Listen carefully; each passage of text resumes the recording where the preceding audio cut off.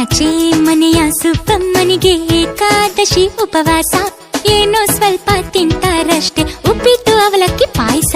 ನಮ್ಮ ಅಜ್ಜಿದು ತುಂಬಾ ನೆಟ್ಟುಪಸ ಗೊತ್ತಾ. 3-4 ಬಾಳೆಹಣ್ಣು, ಸ್ವಲ್ಪ ಚಕ್ಕುಲಿ ಕೋಡುಬಳೆ, ಗಂಟೆಗೆ 2 ಸೀಬೆ ಹಣ್ಣು, ಆಗಾಗ ಒಂದೊಂದು ಕಿತ್ತಳೆ. ಅವರು ಜಾಸ್ತಿ ತಿನ್ನಲ್ಲ, ಬರೀ ಚಟ್ ಫಲಹಾರ ಇದ್ರೆ ಸಾಕು. ಮಧ್ಯಾಹ್ನಕ್ಕೆಲ್ಲ ರವೆ ಉಂಡೆ, ಹುರುಳಿ ಕಾಳಿನ ಉಸಿಲಿ, ಎಲ್ಲೋ ಸ್ವಲ್ಪ ಬಿಸಿ ಸಂಡಿಗೆ, 5-6 ಇಡ್ಲಿ. ನಮ್ಮ ಅಜ್ಜಿ ಬೆಳಗಿಂದ ರಾತ್ರಿವರೆಗೂ ಏನು ತಿನ್ನಲ್ಲ ಪಾಪ. ರಾತ್ರಿ ಪಾಪ ಉಪ್ಪಿಟ್ಟೆ ಗತಿ, 1 ಲೋಟ ತುಂಬಾ ಹಾಲು, ಪಕ್ಕದ ಮನೆಯ ರಾಮೇಗೌಡರ ಸೀಮೆ ಹಸುವಿನ ಹಾಲು.